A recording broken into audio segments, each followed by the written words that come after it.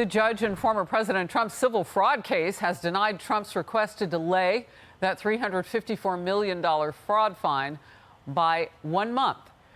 The ruling could cost Donald Trump some or all of his New York properties. And New York Attorney General Letitia is probably doing some cartwheels over that. She says she's prepared to seize Trump's assets if he doesn't come up with the cash. Remember her campaign promise? No one is above the law, including this illegitimate president. And so, I look forward to going into the office of Attorney General every day, suing him, defending your rights, and then going home. Well, now defending Trump, the one-time rival he mocked as low energy, Jeb Bush. He co-wrote an op-ed, and part of it said, the U.S. is the business capital of the world, but two unprecedented legal decisions against Donald Trump in New York and Elon Musk in Delaware call that into question. In both cases, judges have ordered massive punitive judgments on behalf of dubious or non-existent victims. The loss to those states will be significant. The damage to the legal fabric of the country will be even worse. Leo Terrell, Fox News contributor and attorney. First of all, Jeb Bush coming tough with his words. You know, Harris, ever since I've been on your show, we talked about the political impact of the legal system being used by the Democrats. Jeb Bush has no reason to come to Donald Trump's support, but he understands that the legal system is being hijacked, and let's be honest, by the Democrats. Those who they do not like, they have found a new weapon. It's called the courtroom. And Harris, when you look at this judge in New York, when he denied Donald Trump 30 additional days, not to raise $4,000. Right. $400 million in penalty interest. Who is harmed, Harris, by giving another 30 days? No one's harmed because there's no victim. Donald Trump is being targeted solely because he is running for president and he's not a Democrat. You know what? When we ran that video of Letitia James on the stump when she was running, you know who that reminded me of? Fani Willis in Fulton County, Georgia.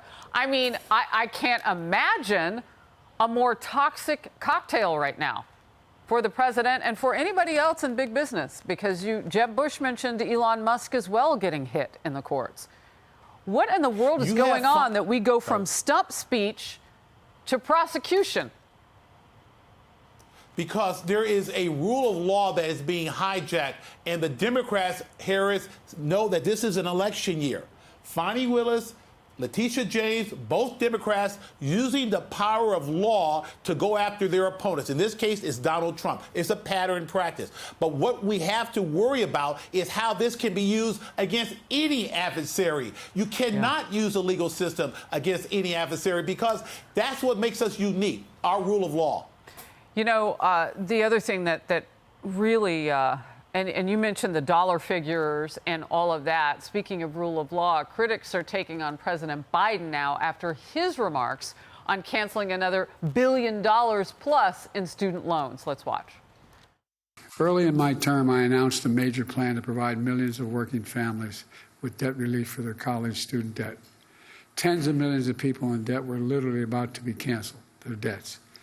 But my MAGA Republican friends in the Congress, elected officials and special interests stepped in and sued us. And the Supreme Court blocked it. They blocked it. But that didn't stop, man. All right, social media users pounced. Biden explaining that he's happy to break the law to give away your money. Another with one of the nobody is above the law people debunking that again. A Republican congressman wrote this: the decay of checks and balances is not a flex. Leo. Harris, what Joe Biden can do through the front door by way of his executive order, he's doing through the back door. Even Nancy Pelosi agreed that the president does have the executive power. He's taking existing rules and regulations and he's revising them.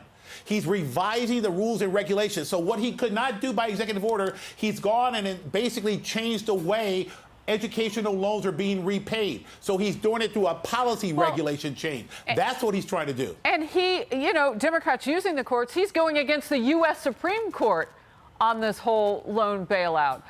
Leo, always great to have you on the program. Have a wonderful, blessed weekend. Hey everyone, I'm Emily Campagno. Catch me and my co-hosts Harris Faulkner and Kaylee McEnany on Outnumbered every weekday at 12 p.m. Eastern, or set your DVR. Also, don't forget to subscribe to the Fox News YouTube page for daily highlights.